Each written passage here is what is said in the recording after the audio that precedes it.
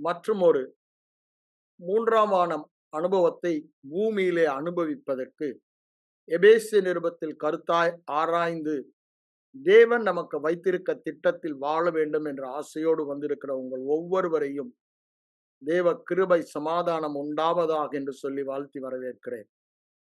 நாம் எபேசிய நிருபத்தில் பார்ப்பது முக்கிய கருத்து அளவற்ற ஐஸ்வர்யம். அது எப்பொழுதுமே மனதில் என்ன இதை பார்த்தாலும் அந்த அளவற்ற ஐஸ்வர்யம். ஏன் அந்த அளவற்ற ஐஸ்வர்யம்? கிறிஸ்துவுக்குள் நாம் இருக்கிறபடியால். மறுபடியும் பிறந்த நாளிலே நாம் கிறிஸ்துவோடு இணைக்கப்பட்டோம். அவரோடு ஒன்றாய் இணைக்கும்படி நம்மை அழைத்த தேவன், அதற்குத்தான் அவர் சிலுவைக்கு சென்றார்.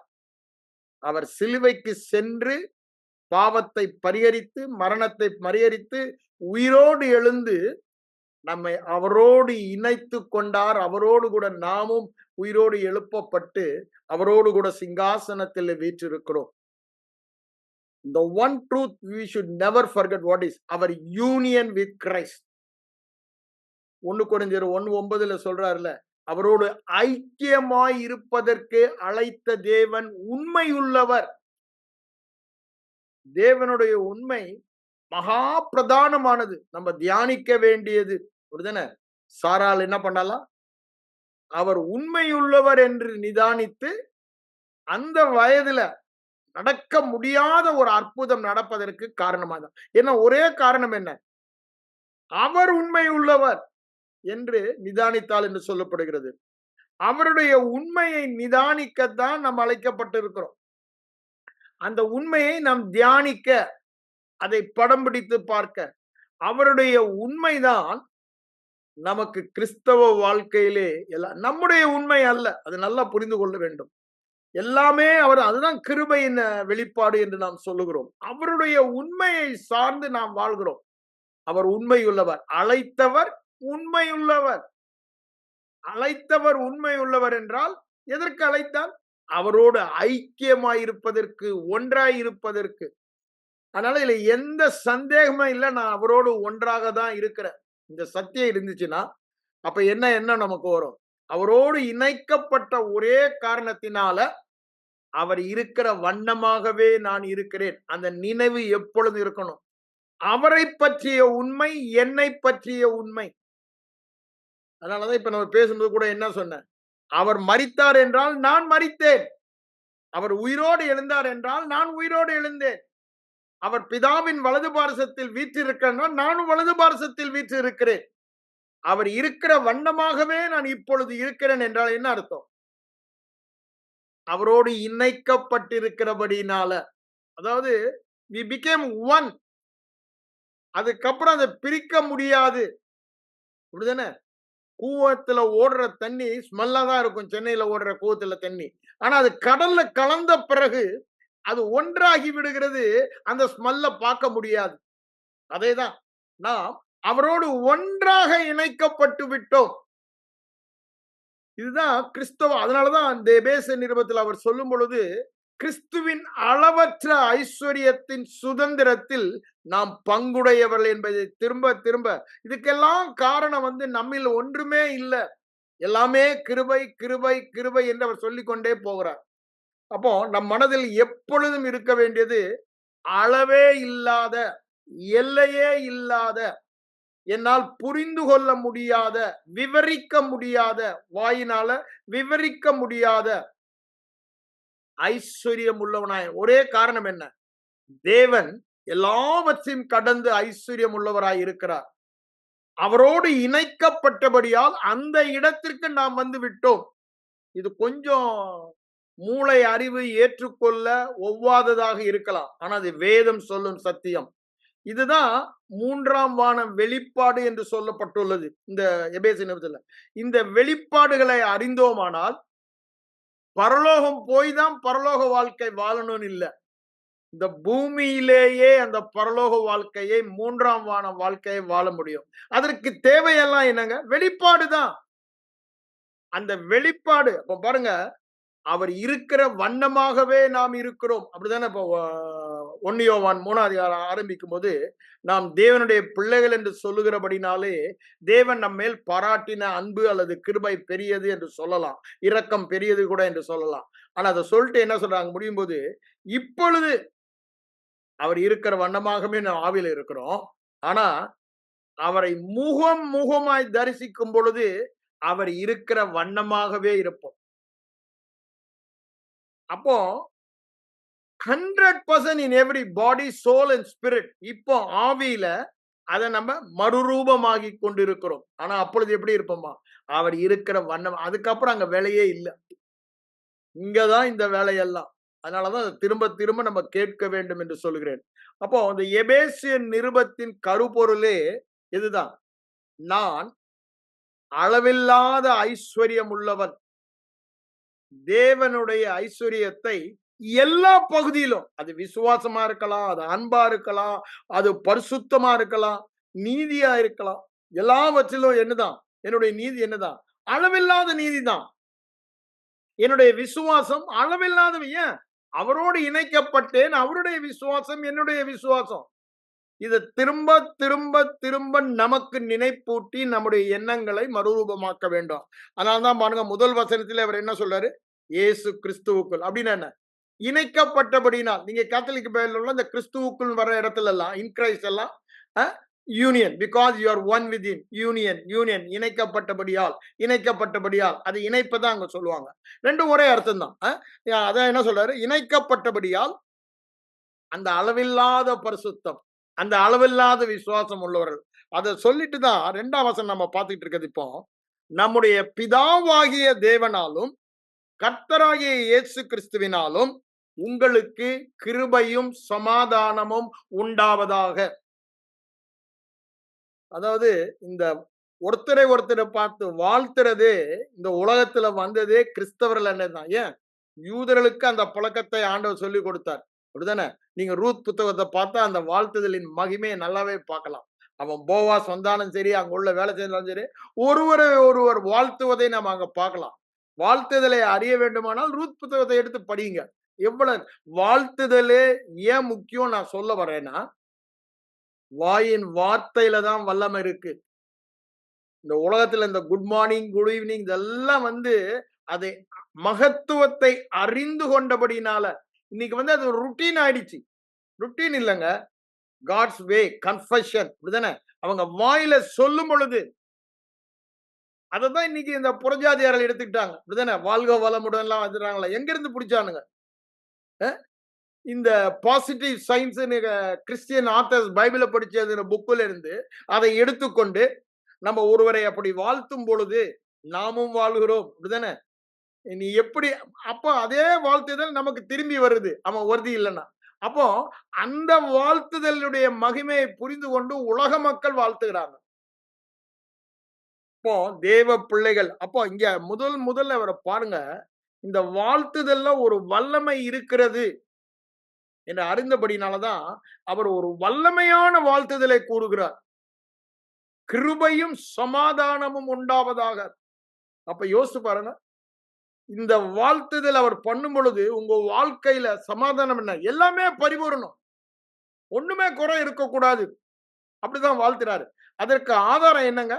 அது எப்படிங்க எல்லாத்திலும் பரிபூரண கிருபை இருக்கும்? எனக்கு தகுதி இல்லையே, எனக்கு படிப்பு இல்லையே, எனக்கு பேக்ரவுண்ட் இல்லையே, எனக்கு ஃபேமிலி ஸ்டேட்டஸ் அப்படின்னு சொல்லும்போது அது என்ன சொல்லிடுறாரு? கிருபை. கிருபை தான் சோர்ஸ். சமாதானத்துக்கு சோர்ஸ் எதுங்க? கிருபை. இயேசு சிலுவைக்கு சென்றது கிருபை நான் உங்களுக்கு சொன்னேன். அப்படிதானே? அதன் மூலம் தான் சமாதானத்தை உண்டு பண்ணும் ஆக்கினை அவர் மேல் வந்தது. அப்போ அதுதான் கிருபை.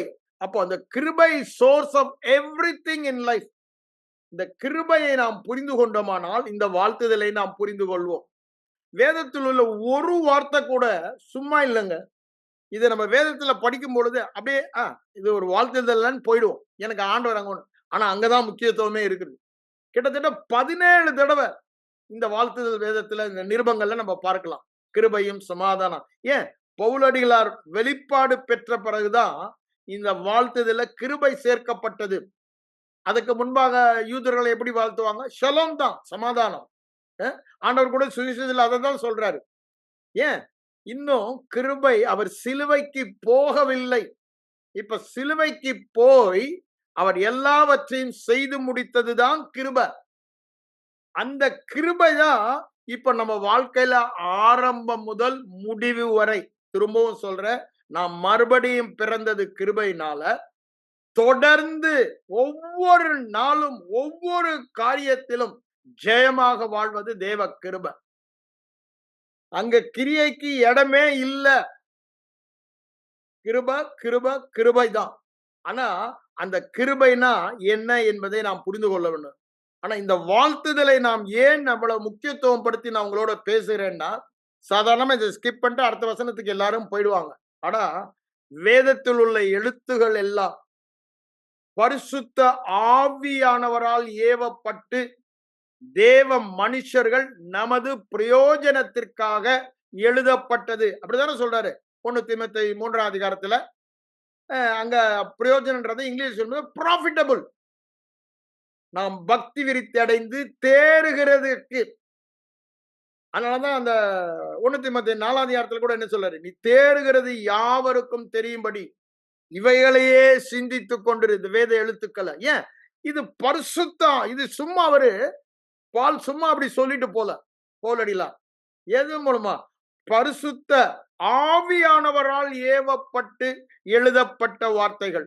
பரிசுத்த ஆவியானவரால் ஏவப்பட்டு எழுதப்பட்ட வார்த்தை தான் இங்க என்ன சொல்றாரு, நம்முடைய பிதாவாகிய தேவனாலும் கர்த்தராகிய இயேசு கிறிஸ்துவினாலும். கிருபை, பிதாவுடைய கிருபைய, அவர் கிருபையின் தேவன். கர்த்தராகிய இயேசு கிறிஸ்து சிலுவைக்கு சென்று நம்ம இந்த கிருபைக்கு உட்படுத்தினார். கிருபை அவர் மூலமாய் வந்தது. நம்ம இதுல பிரதானமாய் நம்முடைய இருதயத்துல தெரிய வேண்டியது, தேவன் என்றால் கிருபை. அப்படிதானே? அவர் கிருபையின் தேவன். கிருபையின் தேவன். அததான் இயேசு கிறிஸ்து மூலமாக கிருபை வந்தது உலகத்திற்கு வேதம் தெளிவாய் சொல்லுகிறது. அதற்கு முன்பும் தேவன் கிருபை பாராட்டுகிறார். பழைய உடன்படிக்கையில கிருபை பாராட்டலையான்னு நீங்க கேட்கலாம். பாராட்டினாரு. ஆனா இந்த உலக தோற்றத்திற்கு முன்பே அடிக்கப்பட்ட ஆட்டுக்குட்டியானவரின் கிருபாதார பலியாகிய ரத்தத்தை பற்றும் விசுவாசத்தினால்தான். அப்போ இட்ஸ் a shadow. இப்பொழுது நமக்கு எல்லாமே நடந்தேறிய உண்மை நிஜங்களாக இருக்கிறது என்று வேதம் சொல்லுகிறது. அப்போ இந்த வாழ்த்துதல்ல மிகவும் முக்கியமா, ஏன் இது ஒரு வல்லமையுள்ள வாழ்த்து.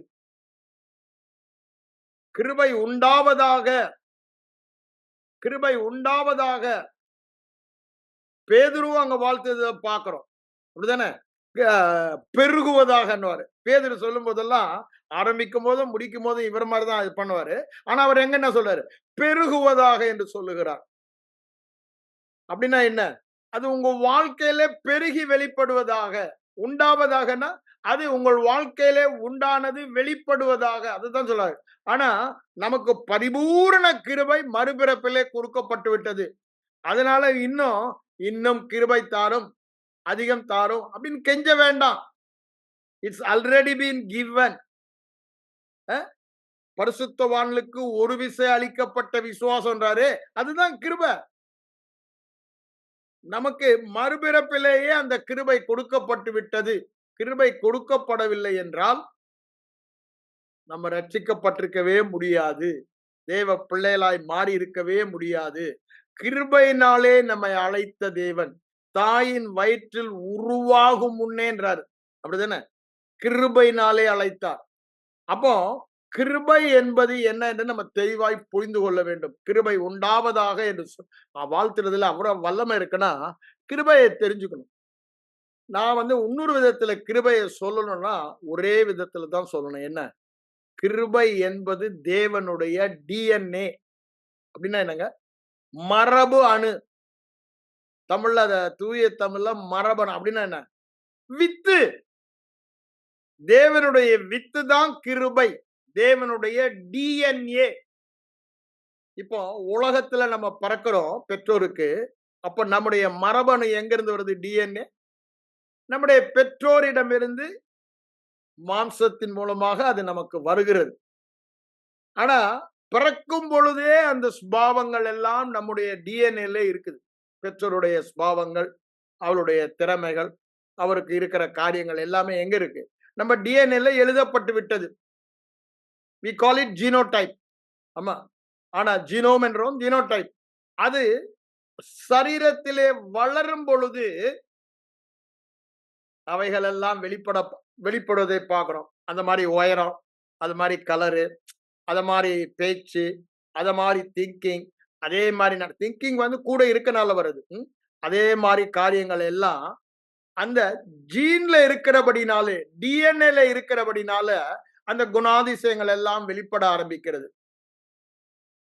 அதே மாரி தான் ஆவிக்குரிய வாழ்க்கையில.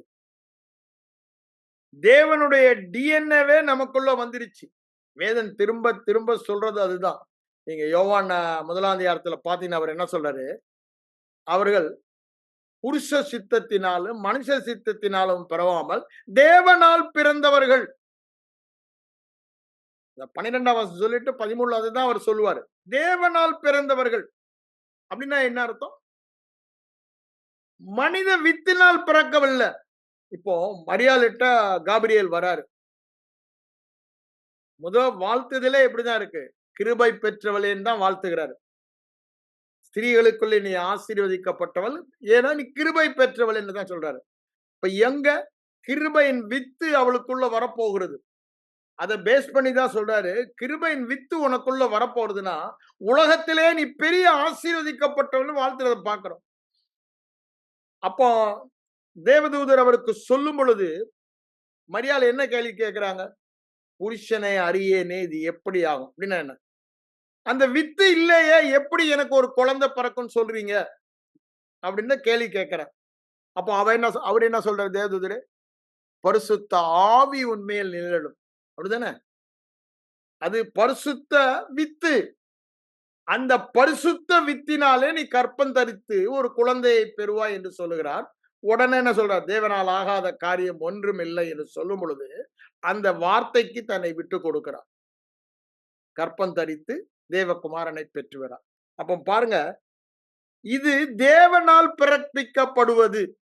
இயேசு உலகத்தில் பிறக்கும் பொழுது தேவனுடைய வித்தினாலே பிறந்தார். அதனாலதான் திரும்பவும் சொல்றேன், அவர் பாவம் செய்யவும் இல்லை, பாவத்தை அறியவும் இல்லை. அவருடைய சுபாவத்துல பாவமே இல்லை.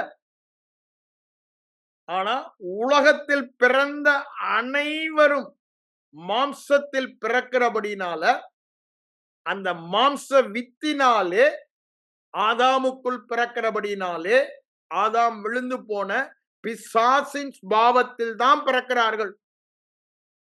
ஆனா மறுபடியும் நாம் பிறக்கிறோமே, அதை தான் நான் சொல்ல வரேன். உடனே அதை வச்சு நம்ம ஏமாந்து போக கூடாது. ஒரு நல்ல செய்தி. அவரை விசுவாசித்து அப்படின்னு அந்த கிருபையை விசுவாசித்து மறுபடியும் நாம் பிறக்கும் பொழுது அதான சொல்றாரு. அவருடைய நாமத்தின் மேல் விசுவாசம் உள்ளவர்கள், அவளை ஏற்றுக்கொண்டவர்கள் எத்தனை பேர்களோ அத்தனை பேர்களும் தேவனுடைய பிள்ளைகளாகும்படி அதிகாரம் கொடுத்தார். அவர்கள் மாம்ச சித்தத்தினாலாவது புருஷ சித்தத்தினாலாவது பிறவாமல் தேவனாலே பிறந்தவர்கள் என்று சொல்லுகிறார். அப்போ மறுபிறப்பிலே நாம் பிறப்பது தேவனுடைய வித்து. ஆதியிலே வார்த்தை இருந்தது, அந்த வார்த்தை தேவனாய் இருந்தார், தேவனிடம் இருந்தார். அப்படிதானே? அங்க நம்ம யோவான் முதல்ல ஆரம்பிக்கும் போது அந்த இடத்துல அப்படிதான் ஆரம்பிக்கிறார். அந்த வார்த்தை மாம்சமாகி, அப்படிதானே? அதை நான் எடுத்துறேன் நேரா. யோவான் 1 அதிகாரம் நம்ம 12, 13 பார்த்துட்டோம். 14ஆம் வசனத்துக்கு என் கூட வாங்க. யோவான் 1 அதிகாரம் 14th வேர்ட் நீங்களே எடுத்து வச்சுக்கீங்க. ஏன்னா இந்த சத்தியம் தெளிவாய் புரிஞ்சு கொள்ள வேண்டும். அந்த வார்த்தை மாம்சமாகி, எந்த வார்த்தை? எந்த வார்த்தை? ஆதியிலே வார்த்தை இருந்தது, தேவனாய் இருந்தார், சிருஷ்டிக்கப்பட்டதெல்லாம் அவர் வார்த்தையின் மூலமாக சிருஷ்டிக்கப்பட்டது. அந்த வார்த்தை தான் மனுஷருக்கு ஒளி, அது ஜீவனாய் இருந்தது. எந்த மனுஷனையும் ஒளியாக பிரகாசிக்க முடிகிற வார்த்தை. அப்போ அந்த வார்த்தை தான் நம்மை மறுபிறப்பிலே புதிதாக மாற்றினது. 1 பேதுரு 1 அதிகாரம் 23 என்ன சொல்றாரு? எதனால நம்ம ஜெனிப்பிக்கப்பட்டோமா? அழியாத தேவனுடைய வார்த்தையினாலே நாம் ஜெனிப்பிக்கப்பட்டோம்ன்றாரு. அதேதான் அங்க யாக்கோபு 1:18 சொல்லுவது பார்க்கிறோம். அ நாம் எந்த வித்தினாலே மறுபடியும் பிறக்கப்பட்டோம்? தேவ வார்த்தையாகிய வித்தினாலே. தேவ வார்த்தையை மரியாள் ஏற்றுக்கொண்டு விசுவாசித்தது போல, நாமும் சுவிசேஷத்தை ஏற்று விசுவாசித்த பொழுது, அந்த சுவிசேஷ கிருபையுள்ள வார்த்தையினாலே மறுபடியும் பிறந்தோம். என்ன வார்த்தை? கிருபையின் வார்த்தை. அதுதான் இங்க என்ன சொல்றாரு பாருங்க. 14க்கு வந்துருங்க இப்போ. அந்த வார்த்தை மாம்சமாகி கிருபையினாலும் சத்தியத்தினாலும் நிறைந்தவராய் நமக்குள்ளே வாசம் பண்ணினார். என்னவா? கிருபையினாலும் சத்தியத்தினாலும் நிறைந்தவராய் நமக்குள்ளே வாசம் பண்ணினார். எப்போ? வார்த்தை மாம்சமான போது. அதை சொல்லிட்டு என்ன சொல்றாரு? அவருடைய மகிமையை கண்டோம். அது பிதாவுக்கு ஒரே பேராளனுடைய மகிமைக்கு ஏற்ற மகிமையாய் இருந்தது என்று சொல்லுகிறார். இப்ப நான் இங்க சொல்ல வருகிற சத்தியம் என்னவென்றால், இந்த கிருபை இயேசுவின் மூலமாக நமக்கு வந்து அடுத்த வசனத்துல அது சொல்லுவாரு. நான் அதுக்கப்புறம் திருப்பி 14க்கு வரேன். என்ன சொல்றாரு பாருங்க 16ல, அவருடைய பரிபூரணத்திலிருந்து நாம் எல்லோரும் கிருபையின் மேல் கிருபை பெற்றோம். எப்படி என்றால் எப்படி என்றால் அவருடைய பரிபூர்ண ஐஸ்வர்யத்தில் இருந்து கிருபை மேல் கிருபை பெற்றோம். எப்படி என்றால் நியாயப்பிரமாணம் மோசே மூலமாக கொடுக்கப்பட்டது. It's a thing. நான் ஒரு புஸ்தகத்தை கொடுக்கலாம் மாதிரி கொடுக்கப்பட்டது. ஆனா கிருபையும் சத்தியமும் கிறிஸ்துவின் மூலமாய் வந்தது. இங்க உண்டாயினன் போட்டிருக்கு. இங்கிலீஷ்ல போடும்போது இட் கேம் வந்தது என்று சொல்லுகிறார். அப்போ ஒரு நபராக கிருபையும் சத்தியமும் வந்தது. அப்ப அந்த நபருடைய டோட்டல் சப்ஸ்டன்ஸ் என்னன்னு பாத்தீங்கன்னா கிருபையும் சத்தியம் தான். அதான் சொல்றாரு கிருபையும் சத்தியம். அவருடைய டிஎன்ஏ என்னங்க? அதுதான் நான் வரேன் இப்போ. அவருடைய டிஎன்ஏவே கிருபையும் சத்தியம் தான். தேவனுடைய டிஎன்ஏ மொத்தமா நீங்க புழிஞ்சி எடுத்து பார்க்கணும்னா ஒரே வார்த்தை சொன்னா கிருபையும் சத்தியம் தான். அந்த கிருபையும் சத்தியம் தான் தேவனுடைய டிஎன்ஏ. அந்த டிஎன்ஏ தான் நமக்குள்ள வந்திருக்கு. கிருபையும் சத்தியமான டிஎன்ஏ. அததான் இங்க என்ன சொல்றாரு? இயேசு என்ற நபர் மூலமாக அந்த கிருபையும் சத்தியமும் வந்து. அப்ப அந்த கிருபை அவருக்குள்ள அப்படியே சத்தியம் இருந்தபடினாலதான் அங்க 14 என்ன சொல்றாரு? அவருடைய மகிமையை கண்டோம். அப்ப மகிமையை வெளிப்படுத்துவதற்கு காரணமாய் இருந்தது என்னங்க? கிருபை. இப்ப நமக்குள்ள மகிமை வரதற்கு காரணம் என்னங்க? கிருபை என்ற வெத்தினாலே நாம் கற்பம் தரிக்கப்பட்டோம். தேவனுடைய வார்த்தையாகிய வித்துன்னு சொல்றாரு. 1 பேதுரு 1:23, யாக்கோபு 1:18 அதை சொல்வதை நம்ம பார்க்கிறோம். அப்போ இந்த தேவ வித்து இது யோவான் சொல்லும்போது என்ன சொல்றாரு? 1 யோவான் 3ஆம் அதிகாரம் 9ஆம் வசனத்துல தேவனுடைய வித்துன்னே சொல்றாரு. தேவனுடைய வித்து தான் டிஎன்ஏ. தேவனை தேவனாக்குகிறது. அதுதான் நம்ம என்ன எடுத்துட்டு இருக்கோம் வியாழக்கிழமையில. ஜீவன், தேவனுடைய ஸ்பாவம், தேவனுடைய நேச்சர். ஏன் அந்த டிஎன்ஏல அதுதானே எழுதியிருக்கு. இப்போ நீங்க சயின்ஸ் ஜெனடிக்ஸ் படிச்சா தெரியும். ஜெனடிக்ஸ்ல என்ன சொல்றான்? எனக்கு அது ஒரு சப்ஜெக்டா என் காலேஜ் டேஸ்ல இருந்தனால அதை நான் சொல்றேன். ஜெனடிக்ஸ்ல என்ன சொல்றான்? நம்ம பற்றி எல்லாமே அந்த இதுல ஜீனோம்ல ஜீனோடைப்ல எழுதி இருக்கு. It is written already there. அதேதான் இப்பொழுது இந்த டிஎன்ஏல நம்மை பற்றி எழுதுற அங்க வந்து நம்ம பேரண்ட்ஸ் இருந்து வந்தது எழுதப்பட்டது. ஆனா இந்த டிஎன்ஏல எது? நம்முடைய அப்பா தேவன், பிதாவாகிய தேவன், அவருடைய இதெல்லாம் நமக்கு எழுதப்பட்டிருக்கிறது. So we are born of God, born of seed னா அதே டிஎன்ஏ.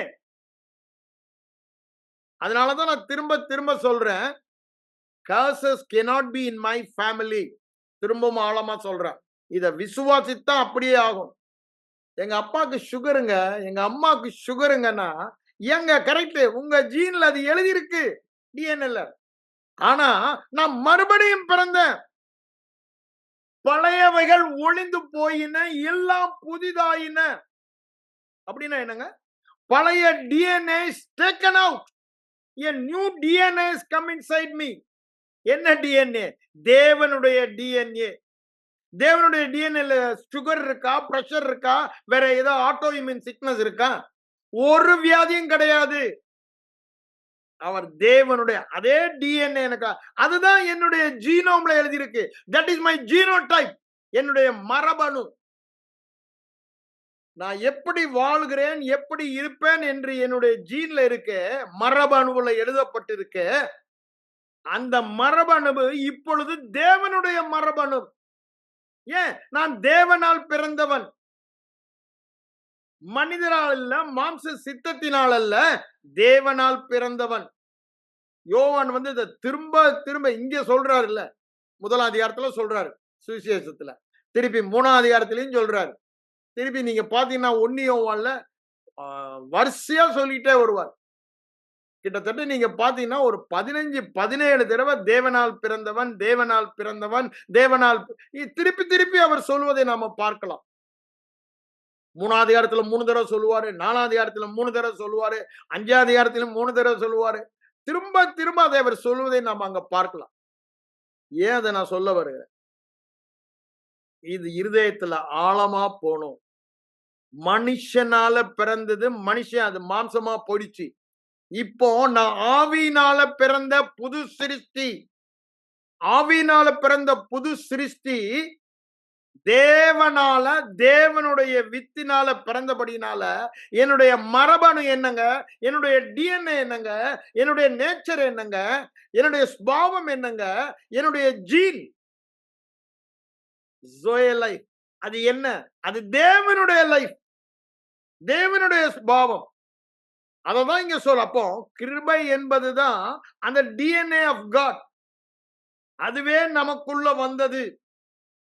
அது சத்தியத்தோடு இணைந்து நமக்குள்ள வந்தபடினாலதான் தேவ மகிமையை உலகுக்கு காண்பிக்க வேண்டும்.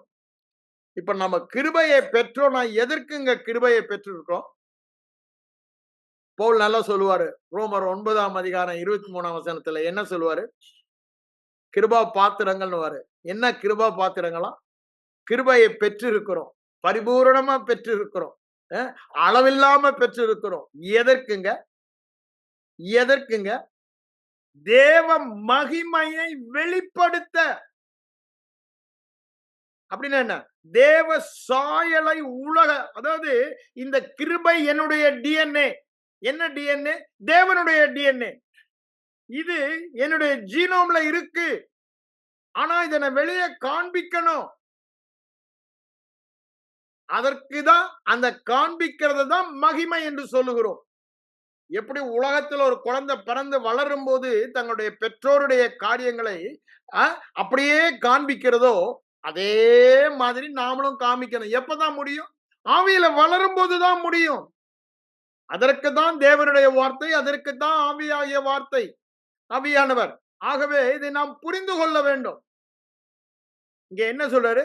மகிமைக்கு எத்தனமாக்கின கிருபா பாத்திரங்கள். அப்போ இந்த கிருபையை நாம் பெற்றதே எதற்குங்க? ஏன்னா கிருபை உண்டாவதாக என்று சொல்றாருல்ல. அப்படின்னா என்ன? கிருபை உங்கள் வாழ்க்கையில வெளிப்படுவதாக என்று சொல்லுகிறார். அப்படின்னா என்ன? மகிமை, தேவ சாயல். வாழ்த்தும் போதே வாழ்த்துறார். என்ன? உங்க வாழ்க்கையில தேவ சாயல் வெளிப்பட வேண்டும், தேவ மகிமை வெளிப்பட வேண்டும். இங்க அவர் சொல்றாருல்ல, அவர் அந்த வார்த்தை மாம்சமாகி கிருபையினாலும் சத்தியத்தினாலும் நிறைந்தவராய் நமக்குள்ளே வாசம் பண்ணினார். அவருடைய மகிமையை கண்டோம். பிதாவுடைய ஒரே பேரானவருடைய மகிமை, ஏற்ற மகிமை. அப்படின்னா அவர் பிதாவின் தற்சொரூபம். நீங்க கொலைசர் 1:15 பாருங்க, எபிரேயர் 1:3 எடுத்து பாருங்க. தேவன் அவர் எவ்வாறு தேவ சாயல், the express image of God. அதாவது உலகத்திற்கு காணக்கூடிய ரீதியில் தேவ சாயலை அவர் வெளிப்படுத்தினார். அததாங்க நம்ம கொடுத்த நோக்கமும். அதுதான் நம்ம கொடுத்தோம். ஏன்? வேதவசனம் அப்படித்தானே சொல்லுது. அவர் யோவான் 17:22 என்ன சொல்றாரு? நீர் எனக்கு தந்த மகிமையை நான் அவர்களுக்கு கொடுத்தேன். எப்படிங்க அந்த மகிமை? கிருபை. அந்த கிருபை தான் மகிமையாக வெளிப்படுகிறது. கிருபை தான் மகிமையாக வெளிப்படுகிறது. அதனால அவர் என்ன சொல்றாரு? கிருபா பாத்திரங்கள், கிருபையின் பரிபூரணத்தால் நிறைந்தவர்கள். கிருபை நமக்கு உண்டாயிருக்கிறது. அந்த கிருபை வெளிப்படும் பொழுது மகிமையின் சாயல் காணப்படும். இயேசுவினுடைய வாழ்க்கையிலே காணப்பட்டது. அவர் பிறப்பிலேயே தேவ வித்தினால் பிறந்து கிருபையிலே என்ன பண்ணாரு? அனுதினமும் வளர்ந்தார். லூக்கா 2ஆம் அதிகாரத்தை எடுத்து படிச்சு பாருங்க. அவர் கிருபையிலே வளர்ந்தார். அப்படின்னு என்ன? அந்த வெளிப்பாட்டிலே வளர்ந்தார். எப்படி வளர்ந்தார்? வேதாங்க 2ஆம் அதிகாரத்தை எடுத்து பாருங்க. அவங்க 12 வயதுல அவரு வேதத்துல அவ்வளவு தூரத்துக்கு மூழ்கிட்டார். எதற்கு? அந்த கிருபையில. கிருபை அவர் மூலமாக அங்க வெளிப்படுவதை நாம் பார்க்கிறோம். லூக்கா 2ஆம் அதிகாரம் 40 படிங்க, 52 படிங்க, 42 படிங்க. அங்க அவர் சொல்லுகிறது என்ன? அவர் தேவ குமாரனே பிறப்பிலேயே அவருடைய வித்திலே கிருபை வித்து தான். ஆனா அது வளர வேண்டி இருந்தது. வளரும் பொழுதுதான் அவருடைய வாழ்க்கையில கிருபை பிரசன்னமானதை நம்ம லூக்கா 4ல இருந்து வரிசையா பார்க்கிறோம். அவர் என்ன சொல்றாரு? அவர் வாயில் இருந்த வார்த்தைகள் கிருபை பொருந்திய வார்த்தையா இருந்தது. அவர் போற இடம் எல்லாம் அவர் செய்யறது அந்த கானா ஊரிலே என்ன பண்ணாரு? தம்முடைய மகிமையை வெளிப்படுத்தினார். எப்படி வெளிப்படுத்தினார்? இந்த கிருபா பாத்திரத்தில் இருந்து அந்த கிருபையை வளர்த்து கொண்டபடினா வளர்த்தின அந்த கான்சியஸ்னஸ், அந்த உணர்வு, அந்த அதுல அவ்வளவு தூரத்துக்கு வளர்த்து கொண்டார். நாம் நீதியிலே வளர முடியாதுன்னா எப்படிதான் அந்த கான்சியஸ், அதேதான் கிருபையும் விசுவாசத்தும் அப்படிதான். ஏற்கனவே பரிபூர்ணமாய் நமக்கு கொடு. Because it is in our DNA.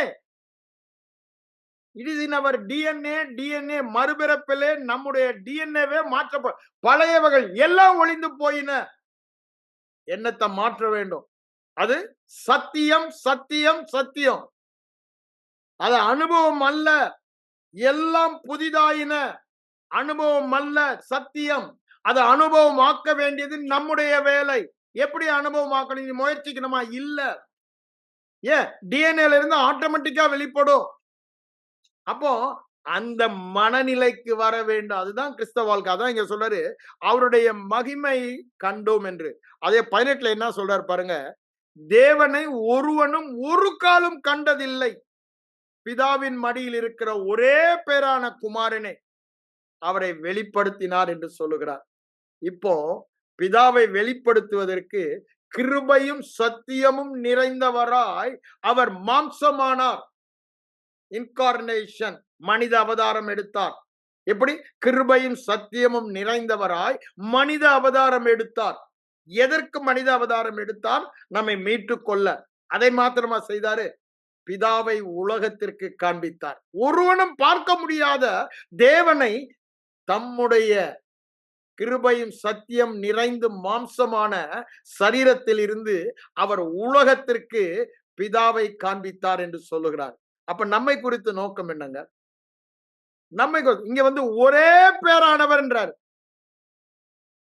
ஆனா நீங்க அதே ரோமர் 8:29 வாருங்க. அங்க என்ன சொல்றாரு பாருங்க.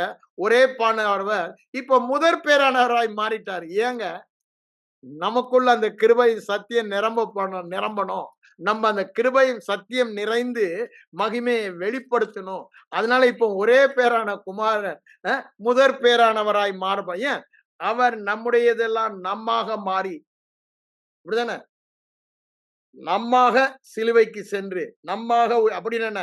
நமது பட்சத்தில் நமக்காக எல்லாவற்றையும் செய்து முடித்து உயிரோடு எழும்பும் பொழுது என்ன ஆயிட்டாரு? ஒரே பேரான குமாரனாக அவர் எழும்பவில்லை. முதற் பேரானவராக உயிரோடு எழுந்தார். அது வரைக்கும் ஒரே பேரான குமாரன், இப்பொழுது முதற் பேரான குமாரன். ஏன்? புது சிருஷ்டிகளின் முதற் பேரானவர். கொலோசியர் 1ஆம் அதிகாரத்தில் அதை சொல்றதை பார்க்கணும். புது சிருஷ்டியின் முதற் பேரானவர். அதேதான் இங்க எபிரேயர் 1 சொல்றாரு. இன்று நான் உன்னை ஜெனிப்பித்தேன். ஆதியிலே வார்த்தை இருந்தவர்தான், இல்லைன்னு சொல்ல வரல. ஆனா நமக்காக நாம் இந்த கிருபையும் சத்தியமும் நிறைந்த ஜீன், டிஎன்ஏ, ஸ்பாவம், லைஃப், நேச்சர் அது நமக்குள்ள வரும்படி அவர் அதற்கு சென்றார். அதுதான் அங்க 8:29 என்ன சொல்ற பாருங்க. தம்முடைய குமாரன் யாரு? ஒரே பேரான குமாரன் சாயலை வெளிப்படுத்தினாரு. மாம்சமாகி கிருபையின் சத்தியம் நிறைந்தவராய் அவர் என்ன பண்ணாரா? அநேக சகோதரருக்குள்ளே முதற் பேரானவராய் இருக்கும் பொருட்டு. அப்படின்னா என்னங்க? அவர் elder brother, we are younger brother. இதுவரைக்கும் ஒரே பேரான குமாரன் இப்ப அநேக குமாரர்களை, அப்படித்தானே? எபிரேயர் 2ஆம் அதிகாரத்துல அப்படி சொல்றார். அநேக குமாரர்களை தேவனிடத்துல கொண்டு வரும்படி அவரை மரணத்துக்கு உட்படுத்தினார். அந்த சுவிசேஷ கிருபையை பத்தி அங்க சொல்லுவதை பார்க்கிறோம். இங்க என்ன சொல்றாரு? தேவன் எவர்களை முன்னறிந்தாரோ தமது குமாரனுடைய சாயலுக்கு ஒப்பாய் இருப்பதற்கு முன்குறித்தார். அவன் ஏன் முதற் பேரான குமாரனாய் மாறினார்? நம்மெல்லாம் அந்த சாயலில் மாற்றுவதற்கு. அப்படின்னு என்ன? அந்த மகிமையின் சாயலை. இது கிருபங்க, இது கிருபங்க, இது கிருப. நாம் தேவனுடைய செய்கையாய் இருக்கிறோம். தேவனுடைய செய்கை என்னங்க? கிருபை. சிலுவைக்கு சென்று செய்தது தேவனுடைய செய்கை. தேவன் ஆயத்தம் பண்ணினதை கண் காணவும் இல்லை, காது கேட்கவும் இல்லை என்று சொல்லுகிறார். மனித எண்ணத்தில் தோன்றவும் இல்லை என்று சொல்லுகிறார் 1 கொரிந்தியர் 2:9. அதுதாங்க கிருப. அதுதான் கிருப. தேவன் சிலுவைக்கு சென்று ஆயத்தம் பண்ணி அவரோடு என்னை இணைத்தாரே குமாரனோடு. அப்போ அந்த சாயலில் நான் இருப்பதற்கு அவர் முன்னதாக என்னை முன்னறிந்து முன்குறித்து அழைத்து நீதிமானாக்கி அந்த மகிமையின் சாயலில். அப்ப என்னங்க? அந்த டிஎன்ஏ எனக்குள்ள வந்து விட்டது. அந்த மகிமையின் சாயலின் டிஎன்ஏ நான் மறுபடியும் பிறந்த நாளிலே அந்த கிருபையின் டிஎன்ஏ எனக்குள்ள வந்து விட்டது. அப்போ நான் இந்த மகிமையை வெளிப்படுத்தாம இருக்க முடியாது. இத சொல்லும் பொழுது அததான் என் எனக்கு நீர் தந்த மகிமை அவளுக்கு கொடுத்தேன்னு அவர் சொல்றதை நம்ம பார்க்கணும் 17:22. இது நீங்க 1 கொரிந்தியருக்கு பாருங்க. 1 கொரிந்தியர்ல 4ஆம் அதிகாரம் நினைக்கிறேன். ஒரு நிமிஷம். சாரி, 2 கொரிந்தியர்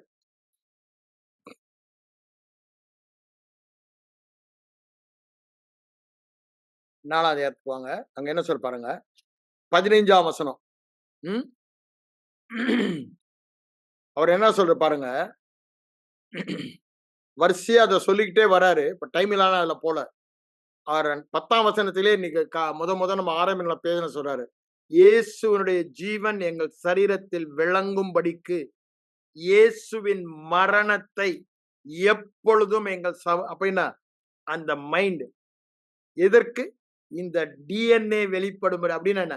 இந்த மகிமையின் சாயல் வெளிப்படும்படி. இந்த கிருபையில டிஎன்ஏ வந்துருச்சு. அந்த கிருபையின் பாத்திரத்திலிருந்து மகிமை வெளிப்படும்படி எப்பொழுதும் நாங்க மரித்து இயேசுவோடு உயிரோடு இருந்தவன். அதை தான் அப்படியே வரிசையா சொல்லிட்டு வராரு. ஆகையால் விசுவாசித்தேன், விசுவாசத்தின் ஆவியுடையவாய் பேசுகிறேன், அதெல்லாம் சொல்லிட்டு இங்க என்ன சொல்றாரு பாருங்க. 15ஆம் வசனத்தில் அவர் சொல்றாரு பாருங்க. தேவனுடைய மகிமை விளங்குவதற்கு ஏதுவாக, தேவனுடைய மகிமை விளங்குவதற்கு ஏதுவாக கிருபை. அப்போ தேவ மகிமை எங்க? இந்த தேவ வித்தாகிய கிருபை உள்ள வந்தாதான் மகிமையை வெளிப்படுத்த முடியும். கிருபை என்றால் டெஃபினிஷன் நம்ம அப்புறம் பார்ப்போம். இப்ப இதை புரிந்து கொள்ள வேண்டும். என்னது? ஒரே பேரானவருடைய சாயல். எப்படி? கிருபையினால வந்தது. கிருபையினால வந்தது.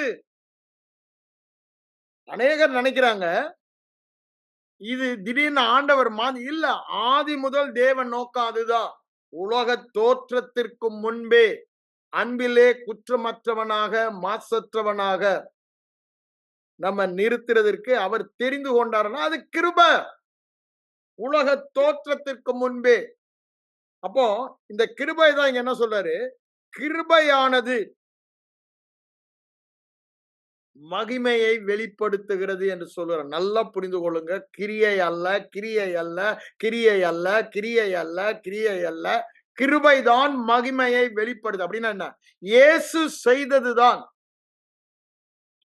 இயேசு செய்ததுதான் கிருபையை வெளிப்படுத்துகிறது.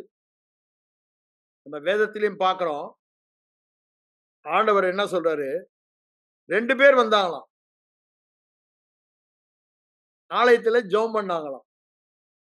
அ லூக்கா 18 எடுத்து படிச்சு பாருங்க. 11, 13, 14 அந்த வசனங்கள.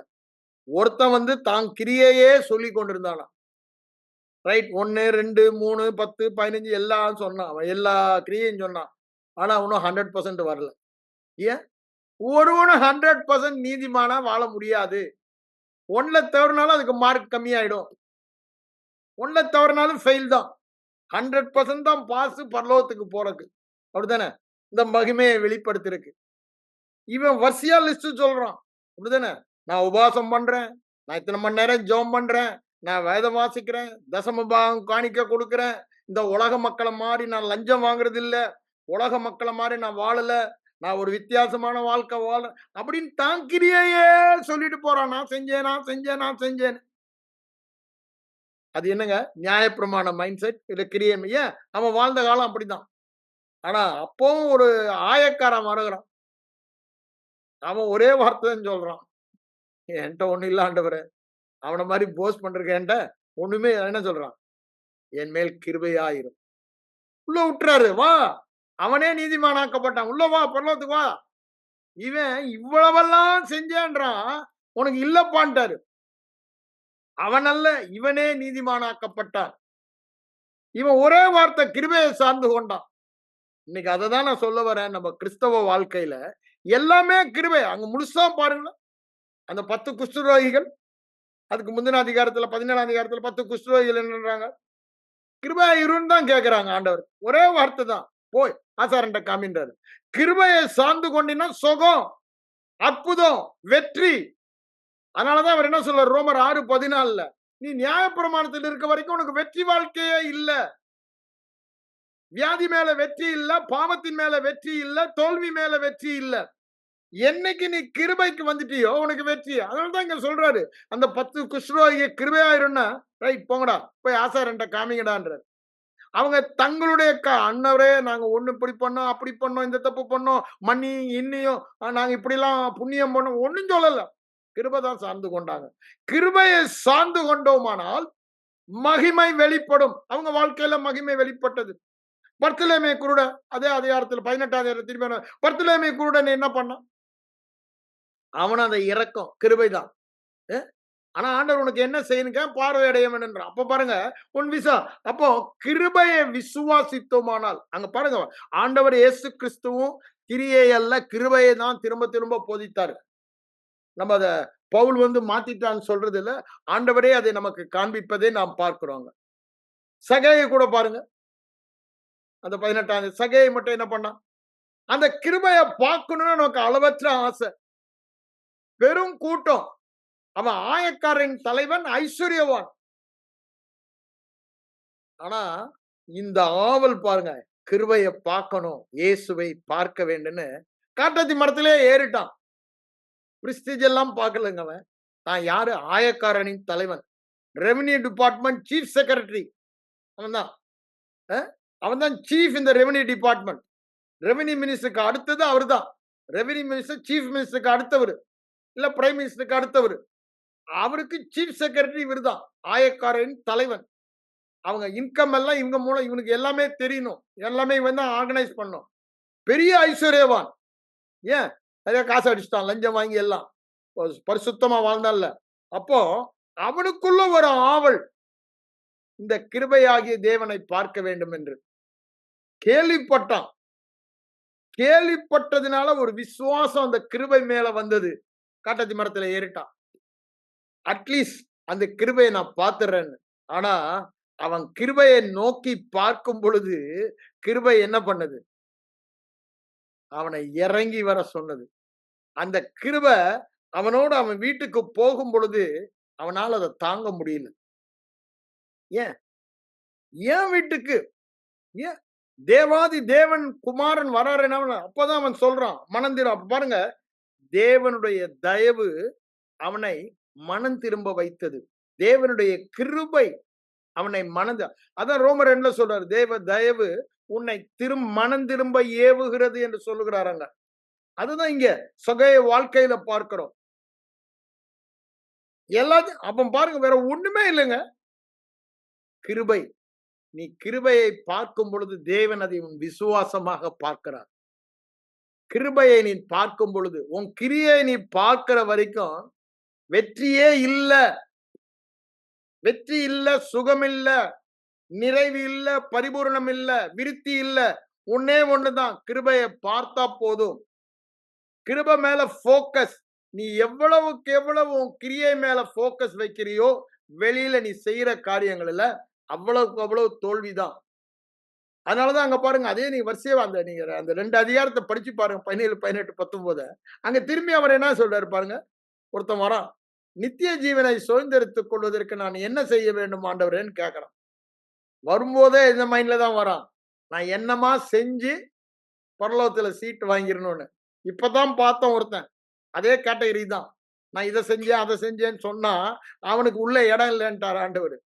ஆனா நான் ஒண்ணுமே பண்ணல ஆண்டவரே, எனக்கு ஒண்ணுமே தகுதி இல்ல, உங்க கிருபையை சார்ந்து வரேன், நான் வாடா உள்ளன்ட்டாரு. ஏன் கிருபைல 100% மார்க் அவனுக்கு. தான் கிரியையில இருக்கும்போது என்னத்தான் முயற்சித்தாலும் 100% வாங்கல, fail. No place for you in heaven, துரத்தியாச்சு. ஆனா அதேதான் இங்க ஒருத்தன் வரான், நான் இன்னும் ஏதாவது செய்யணுமா சொல்லுங்க எனக்கு உள்ள வர்றதுக்கு அப்படின்னு, பரலோக வாழ்க்கை வாழ்வதற்குன்னு. ஆண்டவர் அவன் கேட்ட கேள்வியில அவனுக்கு பிடிக்கணும்ட்டு அவன் செய்யற காரியத்தை சொன்னான். அதெல்லாம் சர்வ சாதாரணம், நான் செய்யாதே இல்லை, அப்படியே நியாயப்பிரமாணத்தை நான் செஞ்சுட்டு நான் கொண்டான். ஆனா ஆண்டவர் அப்பதான் சொன்னார், நீ செய்யலடான்றதுக்கு இச்சையாதிருப்பாயாகன்னு இருக்குது. அவனை பார்த்து உன் பணத்தெல்லாம் உன் சொத்தெல்லாம் வித்துட்டு, அவன் பெரிய பணக்காரன், உன் சொத்தெல்லாம் வித்துட்டு ஐஸ்வர்யவான தரத்தில கொடுனாரு. அவனுக்கு அப்படி கப்புன்னு ஆயிட்டு. ஏன் அவனுடைய நம்பிக்கை எல்லாம் அந்த பணத்து மேல இருந்து. அப்போ அங்க இச்சையாதி இருப்பாயாக என்ற ஒரு கட்டளையில அவன் எக்ஸப்ட் ஆயிட்டான். ஆகிலும் உணல் பேரில் ஒரு குறை உண்டு அப்படின்றாரா. அப்ப பாருங்க, கிரியையினால ஒரு இயேசு கிறிஸ்துவை தவிர்த்து உலகத்தில் வந்த ஒரு மனுஷனும் தேவனுக்கு முன்பாக நீதிமானாகி பரலோக ராஜ்யத்தை சுதந்திரிக்கவே முடியாது. நான் என்ன சொல்றேன், ரட்சிக்கப்படவும் முடியாது, பரலோகத்தை பூமியில் வாழவும் முடியாது. அதை தான் நான் சொல்ல வரேன். நாம் மறுபிறப்பதும் கிருபையினால, தொடர்ந்து வெற்றி வாழ்க்கை வாழ்வதும் கிருபையினால. எல்லாமே கிருபைதான். இதை மாத்த போய் தான் அங்க கலாத்திய நிருபத்தில் வாங்குவாங்கன்னு வாங்குறாரு. அப்படிதானே? சபிக்கப்பட்டு போன்ட்டாரு. அவ்வளவு தூரத்துக்கு தரிப்புண்டு போனால் நலமா இருக்குன்ட்டாரு. உங்களை மயக்கினவன் யார்? உங்க கண்ணை குருடாக்குனது யார்? புத்தி இல்லையா உங்களுக்கு? ரொம்ப ஸ்ட்ராங்கா செய்ய அவங்க கிருபையோட கிரியையை கலந்துட்டாங்க. கலக்கவே முடியாதுங்க. கிருபைதான்.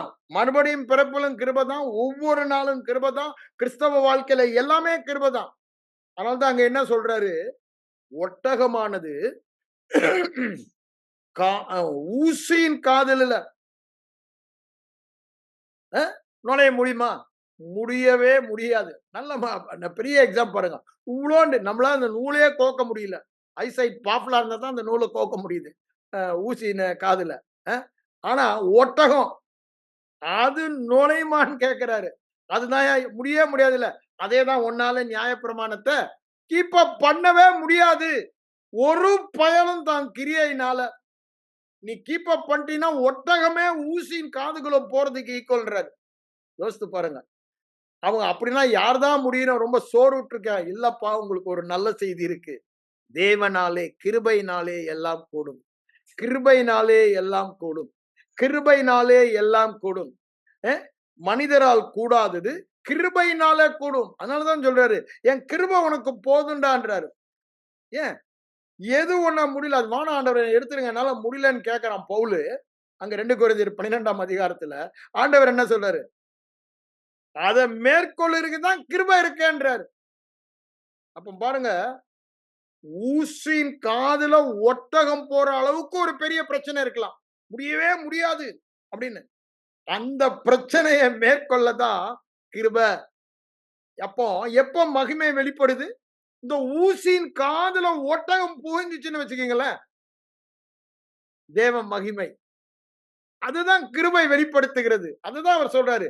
அது முடியாதுன்றியே, அது இந்த கிருபை முடியும்னுது. நீ ஒன்ன சார்ந்து கொண்டினா, உன் கிரியையை சார்ந்து கொண்டினா, முடியவே முடியாது. ஒண்ணே ஒண்ணுதான் கிருபை. அதனாலதான் சொல்றேன், இந்த மகிமையை வெளிப்படுத்துவது தேவ கிருபை தான். மகிமையின் சாயலை வெளிப்படுத்துவதும் தேவ கிருபை தான். அதனாலதான் 2 கொரிந்தியர் 3:18 என்ன சொல்றாரு? கண்ணாடியிலே கண்டு அந்த சாயலாக அப்படின்னாங்க. அதுதான் கிருபை. எஃபர்ட்ஸே இல்ல. அப்படி இல்ல. ஒவ்வொரு நாளும் அதை பார்த்து முயற்சித்து அப்படியே மாறணும்னு சொல்றாரா? இல்ல. உன் சாயல பாடுறான்றாரு. கிருபா பாத்திரம். கிருபையின் பாத்திரத்தின் சாயலை பார்க்க சொல்லுகிறார். அந்த கிருபையின் சாயலை பார்க்கும் போதுதான் பார்த்து அந்த அதுதான் இங்கேயும் சொல்றாரு. அப்படிதானே? மகிமை விளங்குவதற்கு ஏதுவான கிருபை சோத்திரத்தினாலே பெருகுகிறது. 2 கொரிந்தியர் 4:15 அது சொல்லுவதை பார்க்கணும். அப்ப பாருங்க, அத சொல்லிட்டு தான் 17:18 என்ன சொல்றாரு? காணப்படுகிறவைகளை அல்ல.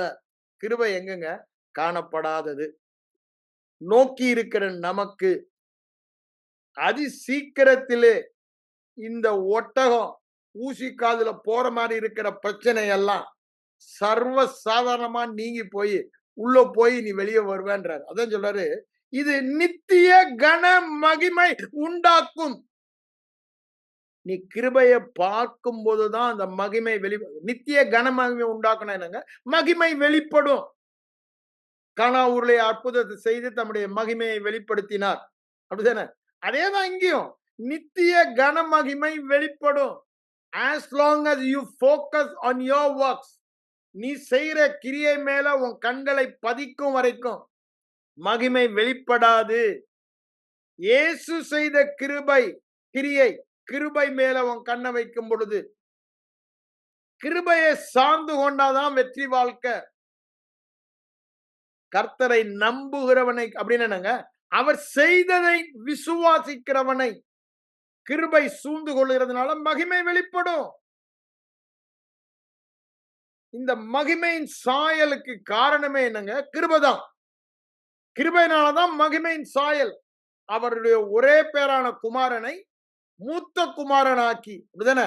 முதற் பேரானவனாக்கி, நம்மை எல்லாம் இளைய குமாரனாக்கி, அந்த மகிமையை நமக்கு கொடுத்தது கிருபை. இயேசு சிலுவையில் செய்து முடித்தது. ஒரு பயனுடைய கிரியையும் கிடையாது. யாருமே நெஞ்ச தட்ட முடியாது. நான் செஞ்சேன், நான் ரட்சிக்கப்பட்டேன். ஏன்? கிருபையினாலே விசுவாசத்தை கொண்டு ரட்சிக்கப்பட்டீர்கள் என்று வேதம் சொல்லுது. கிருபை மகிமையின் சாயலை நான் பெற்றது கிருபை. அந்த டிஎன்ஏ எனக்குள்ள வந்தது. என்னுடைய டிஎன்ஏ பழசை எடுத்து போட்டு புது தேவனுடைய டிஎன்ஏ எனக்கு கொடுத்தது கிருபை. கிருபை. அதனாலதான் சொல்றேன், டிஎன்ஏ தேவ கிருபையை குறிக்கிறது. என் வாழ்க்கையை தலைகீழா மாற்றுவதற்கு, நான் உலகத்தை மாற்றுகிறவனாய் மாறுவதற்கு கிருபை. செயலே இல்ல. இன்னைக்கு அநேகர் வாழ்க்கையில ஒருத்தர் நம்ம பார்த்துட்டு அந்த பரிசேயன் கூட்டம் தான் கிரியே சார்ந்து ஒண்ணு இல்லாம போயிட்ட ஆளுங்க. அப்படிதானே? உள்ளே என்ட்ரி இல்ல. அப்படின்னா என்ன? மகிமின் சாயலே பெற முடியல. அடுத்த கூட்டம் என்ன இருக்குது? நான் ஒண்ணும் இல்ல, தூசி, குப்பை, தெலுப்பூச்சி. இப்ப ஃபேவரட் பாட்டு அதுதானே, தெலுப்பூச்சி பாட்டு. தெலுப்பூச்சி. என் ஜனங்கள் அறிவில்லாமையினால் என்ன? கிருபையை பற்றிய அறிவில்லாமையினால் சங்காரமாகிறார்கள். கிருபையின் வெளிப்பாடு இல்லாததினால், கிருபையின் வெளிப்பாடு பெற்ற பவுலை பார்க்கிறோம். அவருடைய வாழ்க்கையை பார்க்கிறோம். அன்யூஷுவல் மிரக்கிள்ஸ், கேள்விப்படாத அற்புதங்கள். அவனுடைய உருமாகள் பட்டாலே சுகம். அப்படிதானே? Unusual, special miracles. அப்ப பாருங்க, விசேஷமான அற்புதங்கள் அவன் மூலமாய் செய்யப்ப காரணம் என்ன? கிருபைன்னு. அவனுடைய கிரியை சார்ந்து அவன் ஒண்ணு கூட செய்யல. அது பேதுருவா இருக்கலாம், பவுலா இருக்கலாம், அப்போஸ்தலர் இருக்கலாம், இன்னைக்குள்ள எந்த ஊழியரா, எல்லாமே கிரியை அல்ல, கிருபை, கிருபை, கிருபை. கிறிஸ்தவ வாழ்க்கையில ஆரம்பம் முதல் முடிவு வரை எல்லாம் அததான் இங்க வாழ்த்துவதை பார்க்கிறோம். அதுதானே? அப்போ எவ்வளவு பவர்ஃபுல் வாழ்த்துதல் பாருங்க. முடிக்கும் பொழுதும் அப்படிதான் இது முடிக்கிறார். ஆரம்பமும் முடிவும் கிருபைதான். அப்ப பாருங்க, கிறிஸ்தவ வாழ்க்கையிலே ஆரம்பம் முதல் முடிவு வரை எல்லாமே கிருபைதான். உங்க கிரியைக்கு அங்க இடமே இல்ல. ஆனா இந்த மகிமை வெளிப்படுதே, இந்த மகிமை வெளிப்படுதே, அதுதான் உங்க கிரியையே காண்பிக்கும். ஆனா அந்த மகிமை உங்க கிரியை மறைத்து அவருடைய சாயலை காண்பிக்கிறது. அவருடைய சாயலை காண்பிப்பதுதான் மகிமை. உங்க சாயல இல்ல. அதுதான் போயிடுச்சு. அந்த டிஎன்ஏ போய் புது டிஎன்ஏ வந்துடுச்சு. அந்த மரபணு இல்ல, புது மரபணு. தேவனுடைய மரபணு, தேவனுடைய சாயல். இது வந்ததும் கிருப, இதை வெளிப்படுத்துவதும் கிருப. No double yardstick. மறுபடியும் பிறக்கிறது தாங்க கிருப விசுவாசம். அதுக்கப்புறம் அத கிருபை விசுவாசம் அப்படி தூக்கி போட்டு உன் கிரியைன்னு சொல்றது தரிப்புண்டு போனால் நலமா இருக்குன்றார். அப்படி சொல்றவங்கள அவங்க சபிக்கப்பட்டவள் என்று சொல்லுகிறார். வேதம் சொல்லுதுங்க, வேதம் சொல்லுது. இன்னைக்கும் பாருங்க, இன்னும் இந்த கிருபைய புரிந்து கொள்ளல, அதை கிரிட்டிசைஸ் பண்றதுக்கு கூட்டம் இருக்கு. அதனாலதான் நான் ஓங்கி அதை சொல்ல வரேன். கிருபையை கிரிட்டிசைஸ் பண்றதுக்கு பெரிய பெரிய ஆட்கள்லாம் இருக்காங்க. ஆனா அவங்க கண்கள் திறக்கப்படணும்னு நம்ம ஜெபிக்கணும். பாவம் ஏன் அறியாமையில இருக்காங்க. இக்னரன்ஸ், இக்னரன்ஸ், வெளிப்பாடு இல்ல. ஏன் வெளிப்பாடு இல்ல? ஏன் புத்தியில அந்தகாரம்? ஏன் ஜீவனுக்கு அந்நியரா இருக்காங்க? வேத வசன சத்தியத்தை குறித்த கற்று தேரவில்லை. அப்படித்தானே? அங்க கொலேசியர் 1ஆம் அதிகாரத்துல 6, 7 வசனங்களை பாருங்க. அங்க வாசிக்கும் பொழுது இவர் என்ன சொல்றாரு? அந்த கிருபையை சத்தியத்தின்படி அறிந்து கொண்ட நாள் முதல், நீங்க வேதத்தை திறந்து வச்சு பாருங்க. அங்க எனக்கு டைம் இல்லாத நான் டைமை பார்த்து பார்த்து நான் அதை எடுத்து படிக்கிறேன், இது பண்ணாம சொல்றேன். கிருபையை சத்தியத்தின்படி அறிந்து கொண்ட நாள் முதல் பலன் செய்கிறது. உலகம் எங்கும் பரம்பி பலன் தருகிறது. ஃப்ரூட்ஃபுல். நான் போன வாரமே அதை சொன்னேன் உங்களுக்கு. அதை உண்மையுள்ள ஊழியக்காரனாகிய எப்பாப்ராவின் மூலமாக கற்று அறிந்தீர்கள், கற்று தேர்ந்தீர்கள். You have to learn it. You learn it from எப்பாப்ரான்றாங்க சொல்றத பார்க்கிறோம். அப்போ you have to learn it. கற்று தேர வேண்டும், கற்று அறிய வேண்டும். அதாவது இவங்கெல்லாம் சொல்றாங்களேன்னு கிரிட்டிசைஸ் பண்ணிடக்கூடாது. பெரையா பட்டணத்தை பாரி வேதத்துல பார்க்கணும். இந்த கிருபையில உள்ள எல்லாம் ஐயா இருக்கவே இருக்கு. ரெஃபரன்ஸ் பைபிள் கிருபை எல்லாத்தையும் எடுத்து படிங்களேன். ஒரு 15 நாள், அது ஒரு மாசம் கூட ஆகும். கிருபையை பற்றி என்ன சொல்றது ஃபுல்லா பாருங்களேன். கண்ணு அதுக்கப்புறம் நீங்க கிருபையை கிரிட்டிசைஸ் பண்ண மாட்டீங்க. கிருபை பாவம் செய்ய இல்லைங்க, பாவத்தை மேற்கொள்ளுகிற வல்லமை. கிருபை வியாதியை மேற்கொள்ளுகிற வல்லமை. கிருபை தோல்வியை மேற்கொள்ளுகிற வல்லமை. கிருபை தேவ சாயலை வெளிப்படுத்துகிற வல்லமை. அப்படிதானே? மகிமை விளங்குவதற்கு ஏதுவான கிருபை. மகிமை விளங்குறதுக்குன்னா கிருபைதான். அநேகருடைய சோத்திரத்தினால். அப்போ இந்த கிருபை பெறுகிறதற்கு சோத்தரிக்க சொல்றாரு. வேற ஒண்ணுமே இல்ல. அப்படின்னா என்ன அர்த்தம்? இந்த எனக்கு கொடுக்கப்பட்டதை விசுவாசித்து நன்றி சொல்லதான் சொல்றாரு. அதுதான் பவுலும் சொல்றாரு. 1 கொரிந்தியர் 1ஆம் அதிகாரம் 4, 5 வசனத்தை நீங்க வாசித்தீங்கன்னா உங்களுக்கு அளிக்கப்பட்ட கிருபைக்காக தேவனுக்கு நன்றி சொல்லுகிறேன். தன்னையும் கொடுத்து அப்படித்தான் சொல்றாரு. நான் செய்யற அப்போஸ்தல ஊழியம் கிருபையாய் தேவன் எனக்கு கொடுத்தது. அதுக்கு நான் நன்றி சொல்லுகிறேன் என்றுதான் அவர் சொல்றாரு. இது அருளப்பட்டது, கிருபை அருளப்பட்டது, இலவசம், ஈவு. 2 கொரிந்தியர் 9ஆம் அதிகாரம் 14, 15 பாருங்க. கிருபையின் வரங்களை சொல்லிட்டு தேவன் அருளிய சொல்லி முடியாத இந்த கிருபைக்காக சோத்திரம் என்று சொல்ல இதை விவரிக்கவே முடியாது. இந்த கிருபை எவ்வளவு பெருசா சங்கீதக்காரன் சொல்றான் 103ஆம் சங்கீதத்துல, வானத்துக்கும் பூமிக்கும் எவ்வளவு தூரமோ, இம்மெஷரபிள், அப்படிதானே, அளக்க முடியாது. அவ்வளவு பெரிய வல்லமை கிருபையின் வல்லமை, அவ்வளவு பெரிது கிருபை. அவருக்கு பயந்து அவரை சேவிக்கிறவர்கள் அங்க சொல்லுப்பா, கிருபை அவ்வளவு பெரிது.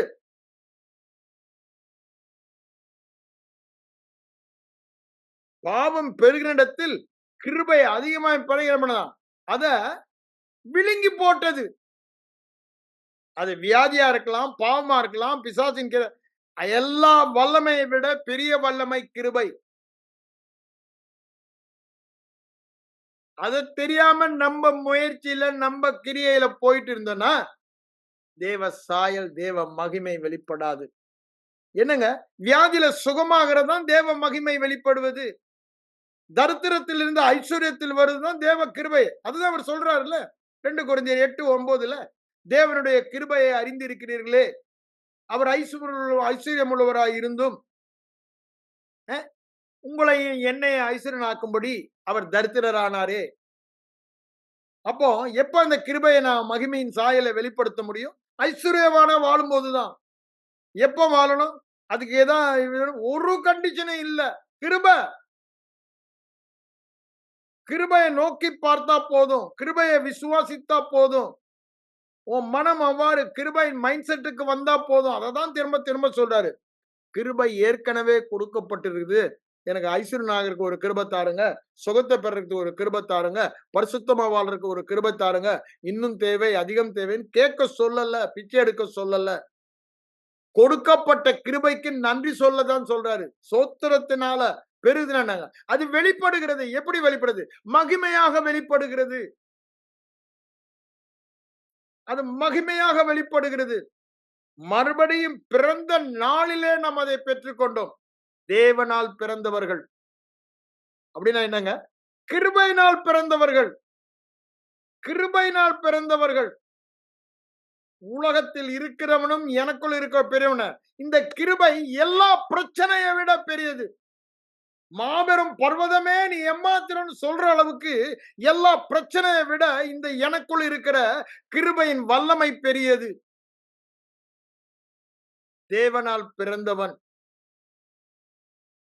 ஏன் தேவனால் பிறந்தவன் பொல்லாங்கனவனை தொடான்?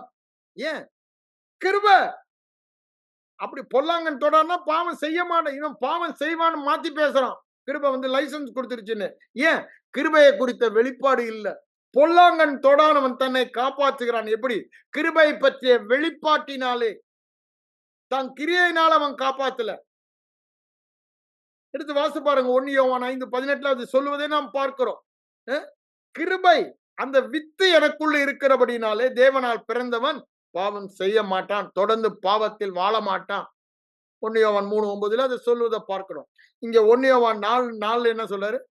தேவனால் பிறந்தவன் உலகத்தில் இருக்கலாம் எனக்கு அந்த விசுவாசத்துல ஜெயிக்கிறவன். அதுதான் திருப்பி 1 யோவான் 5:1 அதான் சொல்றாரு.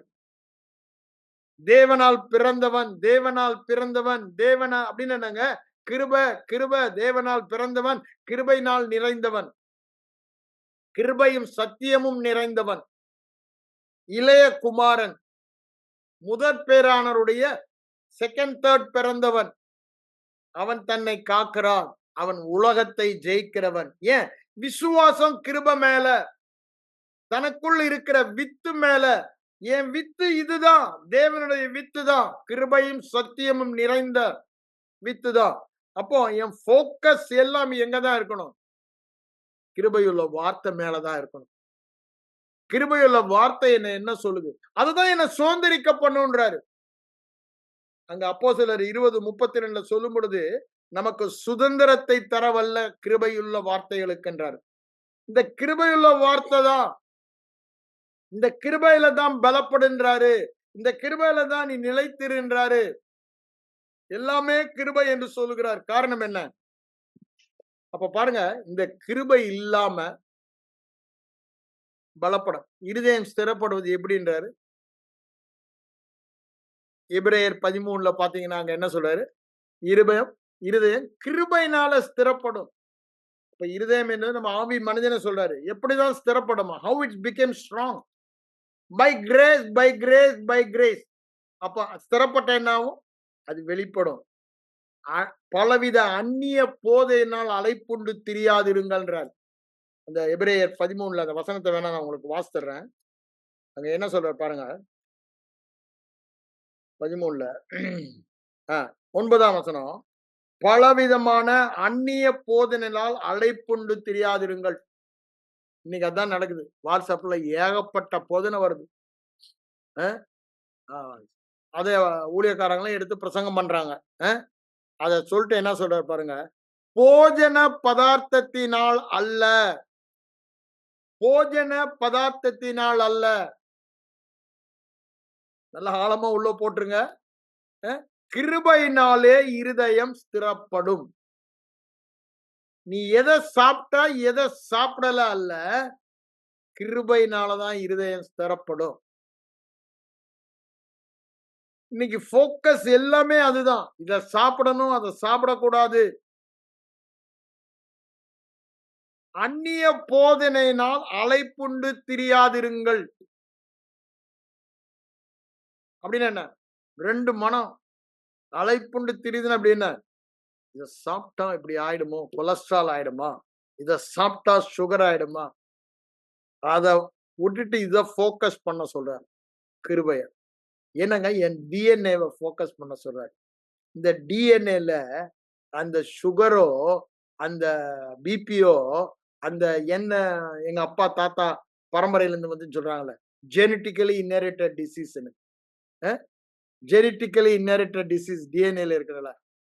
ஒண்ணுமே ஏங்க என் ஜெனடிக் இப்ப மாறிடுச்சு. என் ஜீனோடைப் ஹஸ் பீன் ரீரிட்டன். என் அப்பா அது இல்ல, எங்க அம்மா அது இல்ல, எங்க தாத்தா பாட்டி இது இல்ல. இப்ப என்ன இது ஜீனோடைப்? Heavenly fathers genotype. தேவனால் பிறந்தவன். தேவனுடைய டிஏ வித்தினால் பிறந்தவன். தேவ வார்த்தை ஆதியிலே வார்த்தை இருந்தது. அந்த வார்த்தை தேவனாய் இருந்தது. தேவனிடத்தில் இருந்தது. அப்ப தேவன் தானே எல்லாவற்றையும் ஆளுகை செய்கிற வார்த்தை. அதனால நான் பிறந்தவன். அது என்ன பண்ணிடுச்சு? ஆளுகை செய்யனா பழச தூக்கி போட்டுருச்சு. when it comes it cannot be there. இருளானது அதை மேற்கொள்ளவில்லை. இந்த டிஎன்ஏ வந்துருச்சுன்னா பழைய டிஎன்ஏ இருள் டிஎன்ஏ இருக்க முடியாது. இப்ப உள்ள ஒளியின் டிஎன்ஏ வந்துருச்சு. இப்போ தேவ ஜீவனின் டிஎன்ஏ வந்துருச்சுன்னா பிசாசின் மரண ஜீவன் இருக்க முடியாது. மரண வாசனை இருக்க முடியாது. அதனாலதான் சொல்றாரு பலவிதமான அந்நிய போதனையினால் அலைப்புண்டு திரியாதிருங்கள். அந்நிய போதனை அலைப்புண்டு திரியாதிருங்கள். அதை சொல்லிட்டு என்ன சொல்றாரு பாருங்க. போஜன பதார்த்தங்களினால் அல்ல. அங்க தீமோத்தேயுக்கு சொல்லும் பொழுது என்ன சொல்லுவாரு? இந்த பெரிய பாடிலி எக்ஸசைஸ் பத்தி அங்க சொல்லுவாரு. அதை விட இதாண்டா பிரயோஜனம்னுவாரு. இந்த spiritual exercise is more useful then bodily exercise. இங்க என்ன சொல்றாரு? போஜன பதார்த்தங்களினால் அல்ல. எதனால? கிருபையினாலே இருதயங்கள் ஸ்திரப்படுகிறது நல்லது. அப்போ எக்ஸ்டர்னல் எதை சாப்பிட்ட எதை சாப்பிடல ஆண்டவரும் சொல்லிட்டாரு. உள்ள போறது ஒண்ணும் கரப்படுத்தாதுடா. உள்ள போறது ஒண்ணும் கரப்படுத்தாது. உள்ள இருந்து வருது பார். இருதயத்திலிருந்து வருது பார். உன் வாயிலிருந்து வெளியே வருது பார். வார்த்தைகள் அதுதான் உன்னை கரப்படுத்துன்றாரு. இங்க அதுதான் சொல்றாரு. கிருபையினாலே இருதயம் ஸ்திரப்படும். அப்ப ஸ்திரப்பட வேண்டியது நான் என்ன செய்தேன் செய்யல. இங்க வந்து என்ன சொல்றாரு? சாப்பிடுற விஷயத்துல சொல்றாரு. அங்க தீமோத்தேயுக்கு 1 தீமோத்தேயு 4 சொல்லும் பொழுது அற்ப பிரயோஜனம் உள்ளதுன்றது சரீர முயற்சின்றார். இந்த தேவ பக்தி காட்லினஸ் வந்து ஆவியிலே நம்ம வளர்றது எடுக்கிற முயற்சி எல்லாம் இம்மைக்கும் மறுமைக்கும் உதவும். அது அதுதான் உண்மையான சுவிசேஷன் அங்க சொல்றத பாக்குறோம். இங்க என்ன சொல்றாரு? போஜன பதார்த்தினால் செய்கிறவர்கள் பலனடையவில்லையேன்ட்டார். அப்படின்னா ஒரே வார்த்தை, உங்க கிரியையை சார்ந்து கொண்டவர்கள் உங்க சாப்பாட்டுனாலயோ எங்க எக்ஸசைஸ்னால இல்லடான்றார். குதிரை யுத்த நாளுக்கு ஆயத்தமாக்கத்தான் முடியும். அப்போ ஜெயம் அப்படின்னு என்ன? சுகம் கர்த்தரிடத்திலிருந்து தான் வரணும். அந்த மனநிலைக்கு வா. நீ இதை சாப்பிட்ட, அதை சாப்பிடல, இதை செஞ்சேன் செய்யறது இல்ல, அதெல்லாம் நல்லதுதான், நான் இல்லைன்னு சொல்ல வரல. வேதத்திலேயே கொடுக்கப்பட்டிருக்கு என்னெல்லாம் சாப்பிடலான்னு பழைய உடன்படிக்கையில பாத்தீங்கன்னா, அப்படிதானே? அதெல்லாம் நல்லதா, நான் இல்லைன்னு சொல்ல வரல. எக்ஸசைஸ் வேணும், நல்ல சரியான பேலன்ஸ் ஃபுட் நல்லா சாப்பிடணும், அதெல்லாம் உண்மை. ஆனா உன் ஃபோக்கஸ் எங்க? நீ அதுலயே ஃபோக்கஸ் பண்ணா ஒண்ணு பலனை காணவில்லையே. they have not seen the result. அவங்க வாழ்க்கையில அந்த ரிசல்ட் அவங்க பார்க்கல. ஜிம்லயே செத்து போறான், அப்படிதானே? பெரிய நியூட்ரிஷன் டயட்டிஷியன் ஊருக்கே உபதேசம் பண்றான், அவனும் செத்து போறான். ஏன்? குதிரை யுத்த நாளுக்கு ஆயத்தம் தான் பண்ணலாம், ஜெயம் கர்த்தரால் வரும். ஃபோக்கஸ் கிருபை, கிருபை, கிருபை, கிருபை. கிருபையை சார்ந்து கொண்டோமானால் இருதயம் ஸ்திரப்படும், ஆவி ஸ்திரப்படும். அப்ப ஆவி ஸ்திரப்பட்டா பலமுள்ள ஆவி, பலமுள்ள ஆவி எப்பொழுதும் ஜெயிக்கிற ஆவி. அங்க தோல்வி என்பது இல்லவே இல்லை, வியாதி என்பது இல்லவே இல்லை, சாபம் என்பது இல்லவே இல்லை. ஏன்? கிருபையில ஸ்திரப்பட்டேன். கிருபையில ஸ்திரப்பட்டேன்னா என்ன அர்த்தம்? It is not my old parents DNA. அவங்ககிட்ட இருந்து நான் சுதந்திரித்து கொண்டதல்ல. இப்போ புது பேரன் மறுபடியும் பிறக்கும் போது வேற வித்தினால பிறக்கிறேன். எப்படி மரியாளுக்கு அவ என்ன சொல்றா? புருஷனை அறியேன், எனக்கு ஒண்ணும் வித்தே இல்லையே. இப்போ நான் எந்த வித்தினால பிறந்திருக்கேன்? தேவ வித்தினால. மரியாள் பிறந்தது மரியாளுக்கு இயேசுவானவர் பிறந்தது போல தேவ வித்தினால பிறந்திருக்கிறேன். அவர் தேவ குமாரன் எனப்படுவார். இப்ப நான் யார? என்ன மறுபடிய பிறப்பத்துல எனக்கு பேர் என்ன? தேவ குமாரன், தேவ குமாரத்தி. ஏன்? மறுபிறப்புல தேவனால நான் பிறந்தவன். அப்ப எனக்குள்ள இருக்க வித்தி என்ன? What is my DNA? What is my genome? What is my genotype? What's genotype? அதுதான் கிருபை. அந்த டிஎன்ஏ தான் கிருபை. அப்போ எல்லாமே என் வாழ்க்கையில இப்ப கிருபை தான். என் கிரியைன்னு அங்க ஒண்ணுமே இல்ல, எவ்ரிதிங். அதனாலதான் அவரு வாழ்த்துதலே பாருங்க எவ்வளவு வல்லமையா வாழ்த்துறாரு. அதுதான் நான் சொல்ல வந்தது, கிருபைய. அந்த வாழ்த்துதன் மகத்துவத்தை நீங்க புரியணும்னா கிருபையை புரியணும். அதுக்குதான் கிருபையை பத்தி கொஞ்சம் நான் உங்களுக்கு சொன்னேன். கிருபையை பத்தி நான் வேதத்துல இருந்து உங்களுக்கு போதிக்க ஆரம்பிச்சேன்னா வருஷம் ஃபுல்லா நம்ம போதிக்கலாம், அவ்வளவு இருக்கு. அதை நீங்க தேடி கண்டுபிடிச்சு பாருங்க. ஏன்? கிருபை என்று சொல்லும் பொழுது என்னால் அல்ல, இயேசுவின் நிமித்தம், அப்படிதானே? அவர் செய்த கிரியை நிமித்தம். ஆண்டவர் அங்க ஈசாக்கு என்ன பண்ணார் பாருங்க. யாக்கோபின் நிமித்தம் உன்னை ஆசீர்வதித்தேன்றார். யாக்கோபு விதை விதைத்தான் 100 மடங்கு பெருகினது. எதிரிகள் கண்டு பொறாமைப்படுகிற அளவுக்கு நாளுக்கு நாள் நாளுக்கு நாள் நாளுக்கு நாள் விருத்தி அடைந்து மகா பெரியவன் ஆனான். காரணம் என்னங்க?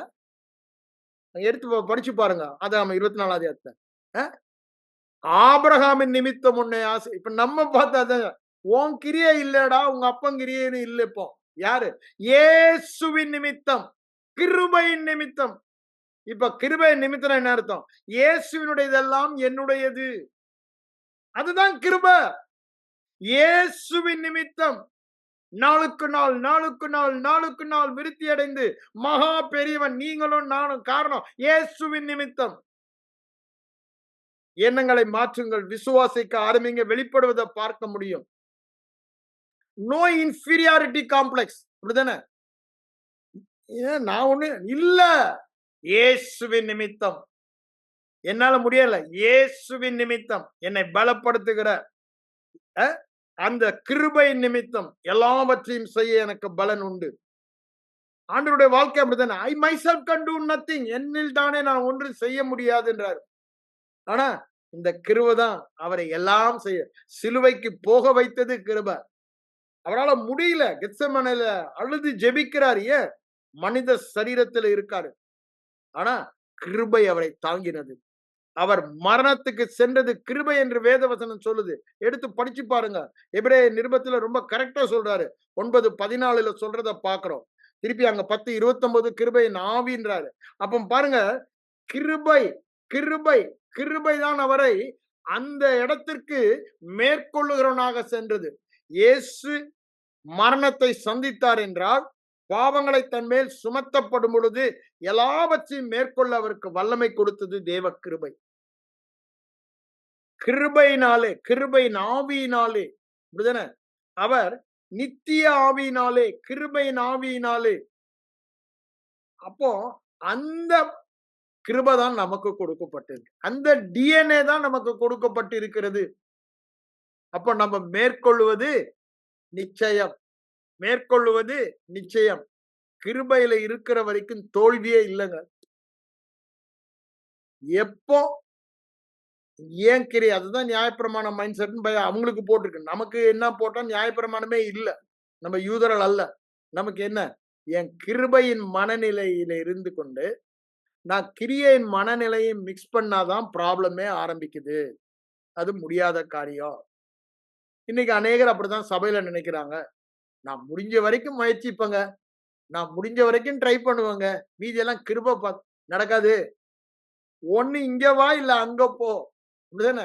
ஆத்துல ஒரு கால், சேத்துல ஒரு கால் இல்ல. அவ்வளவுதான் முடிஞ்சு போச்சு. நீ ஒண்ணு அனலா இருக்கணும், இல்ல வெதுவெதுப்பா இருக்கணும். 2 இல்லன்னா பிரயோஜனம் இல்ல. உன் கிரியையினாலயா நீ போய் சேரணும். அது முடியாத காரியம்னு வேதமே சொல்லிடுச்சு. ஆண்டவரே சொல்லிட்டாரு. ஒட்டகம், ஒட்டகம் ஊசியில காதுல போடுறான்னு. உனக்கு சுலபமா சொல்லிட்டேன். தேவ கிருபையினால எல்லாம் முடின்றாரு. இங்க நீ செய்ய வேண்டியது ஒண்ணுமே இல்ல. எல்லாமே ரட்சிக்கப்பட்டது கிருபையினால. கிறிஸ்தவ வாழ்க்கையில எல்லாமே கிருபைன்றாரு. அப்ப ஏன் நீ கிருபையை சார்ந்து கொள்ளக்கூடாது? கிருபை என்றால் இலவசம். அப்படிதானே? கேரிஸ். கேரிஸ் என்றால் இலவசம். அப்போ இது இலவசம், இலவசம், இலவசம். அதனாலதான் அவர் என்ன சொல்றாரு? ஆசீர்வதிக்கும் போதும் அப்படிதான் ஆசீர்வதிக்கிறாரு. அவங்கள வாழ்த்தும் பொழுதும் அப்படித்தான் வாழ்த்தினார். என்ன? உங்களுக்கு கிருபையும் சமாதானமும் உண்டாவதாக. அப்ப பாருங்க, வேதத்தில் உள்ள எழுத்துக்கள் எல்லாரும் பரிசுத்த ஆவியினாலே, பரிசுத்த மனிதர்கள் ஆவியானவர் ஏவினபடி அவர்கள் எழுதினது. இங்க ஆவியானவர் நமக்கு கொடுக்கிற வாழ்த்துதல பாருங்க. கிருபை, கிரேட்டஸ்ட் பவர். அப்படிதானே? கிருபையினால முடியாததுன்னு ஒண்ணுமே இல்லை. ஏன்? கிருபை எனக்கு எல்லாவற்றையும் செய்கிறது. எல்லாவற்றையும் செய்து முடித்தது. அப்ப வெற்றி வாழ்க்கையின் ரகசியமே இந்த கிருபையில தான் இருக்கு. இந்த கிருபை விசுவாசத்தினால நாம் பெறுகிறோம் என்று சொல்லுகிறார். அப்போ கிருபை, விசுவாசம் இது 2யும் எடுத்துட்டீங்கன்னா கிறிஸ்தவ வாழ்க்கையில ஒண்ணுமே இல்லை. கிறிஸ்தவ வாழ்க்கையின் சாராம்சம் கிருபை, விசுவாசத்தில் அதை வாழ்கிறோம். அவ்வளவுதான். கிருபையை விசுவாசிக்கிறதுல வாழ்றதுதான் கிறிஸ்தவ வாழ்க்கை. ரட்சிக்கப்படுகிறது மாத்திரம் அல்ல. அது வியாதியா இருக்கலாம், குடும்ப பிரச்சனையா இருக்கலாம், பண பிரச்சனையா இருக்கலாம், மற்ற என்ன பிரச்சனையா இருக்கலாம். எம்மாத்திரம், எம்மாத்திரம், எம்மாத்திரம் சமபூமியாகும். ஏன்? அது கிருபை. கிருபைக்கு முன்னாடி நிக்க முடியாது. கிருபையின் வல்லமைக்கு முன்னாடி நிக்க முடியாது. ஆனா நம்முடைய சுய பலத்துல, சுய திறமையில, சுய கிரியையில நம்ம சார்ந்து கொள்ள நினைச்சோமானா, கிருபையிலிருந்து வழுகி உழந்தோமானா கிறிஸ்துவை விட்டே பிரிந்து போடுவோன்ட்டார். அப்படின்னா கிறிஸ்துவோடு நம்ம இணைக்கப்பட்டிருக்கிறோம். அப்படிதானே சொல்றாரு கலாத்தியர் 4:6. 4:5 கரெக்ட். 4:5 என்ன சொல்றாரு? கிருபையை விட்டு பிரிந்து கிறிஸ்துவை விட்டு பிரிந்து விழுந்தீர்கள் என்றார். அப்போ கிருபையிலிருந்து விழுந்து கிறிஸ்துவை விட்டு பிரியறதுக்கு காரணம் என்னங்க? கிரியையை சார்ந்து கொண்டாரு. அப்புறம் கிருபை உங்களுக்கு வேலை செய்யாது. உங்க கிரியையை சார்ந்து கொண்டீங்கன்னா ஏன் அதை போய் நீங்க சார்ந்து கொள்ளணும்? முழுவதுமா கிருபையை சார்ந்து கொள்ளணும். அதுதான் நம்ம வெற்றி வாழ்க்கையின் ரகசியம். அதே வாழ்த்துதலை தான் நானும் உங்களுக்கு கூறுகிறேன். பிதாவாகிய தேவனாலும், இயேசு கிறிஸ்துவினாலும், கர்த்தராகிய இயேசு கிறிஸ்துவினாலும் உங்களுக்கு கிருபையும் சமாதானமும் உண்டாவதாக. கண்களை மூடி ஜெபிப்போம். எங்கள் அன்பின் பரலோக பிதாவே, இந்த மத்தியான வேலைக்காக உம்மை நன்றியோடு உம்மை ஸ்தோத்திரிக்கிறோம். ஆண்டவரே, இந்த வேளையில எங்க வாழ்க்கையில எங்களுக்கு கொடுக்கப்பட்டது உம்முடைய கிருபை மகா பெரிது ஆண்டவரே. அந்த கிருபைக்கு ஈடு இணையே இல்ல ஆண்டவரே. ஆண்டவரே, அந்த கிருபையை நாங்க புரிந்து கொள்ளணும். அந்த கிருபையை நாங்க அறிந்து கொள்ளணும். அதற்கு நாங்க கற்று தேறணும். அந்த வெளிப்பாட்டுல வாழணும்ன்ற ஆசையில தான் ஆண்டவரே, நாங்க இந்த செய்தியெல்லாம் கேட்டுக்கொண்டிருக்கோம் ஆண்டவரே. நீங்க சொல்லுகிறத. ஆண்டவரே, இந்த கிருபையை குறித்து இன்னும் அதிகமான வெளிப்பாடை எங்களுக்கு தர ஆண்டவரே, உலகத்துல சில போதகர்கள் இத ஹைப்பர் கிரேஸ்ன்னு கிரிட்டிசைஸ் பண்றனால, நாங்க அந்த அந்நிய போதையினால ஏமாந்து போகாதபடிக்கு, வேதத்த நாங்களா எடுத்து ஆராய்ந்து பார்த்து, ஆண்டவரே அந்த கிருபையை பற்றி வருகிற ரெஃபரன்ஸ் எல்லாம் எடுத்து, இரவும் பகலும் அதை தியானித்து, அந்த வெளிப்பாட பெற்று, அந்த கிருபையில வாழ்கிற, மகிமையை வெளிப்படுத்துகிற, மகிமையின் சாயலை காண்பிக்கிற வாழ்க்கை வாழ எங்களுக்கு நீங்க இந்த கிருபையில பலப்பட ஆண்டவரே, கிருபை எங்கள் மூலம் வெளிப்பட நாங்கள் ஜெபிக்கிறோம். அதற்கு நாங்க தொடர்ந்து செய்ய வேண்டியது ஒண்ணுமே இல்லைன்னு சொல்லிட்டீங்க. நீங்க கொடுக்கப்பட்ட கிருபைக்கு ஸ்தோத்திரம் செய்தா போதும் தான் சொல்றீங்க ஆண்டவரே. நாங்க ஒவ்வொரு காரியத்திலும் ஆண்டவரே, நீங்க தகுதி இல்லாதவன் மேல் பாராட்டுகிற தயவின் மேல எங்க கண்களை பதித்து, எங்க தகுதி இல்லாததையோ, எங்க தகுதியோ நாங்க பார்க்காதபடி, நீங்க தயவு பாராட்டுகிற தேவன் மேல எங்கள் கண்களை பதிய எங்களுக்கு உதவி செய்யும். இயேசுவின் மூலம் ஜெபம் கேளும் எங்கள் நல்ல பிதாவே. ஆமென்.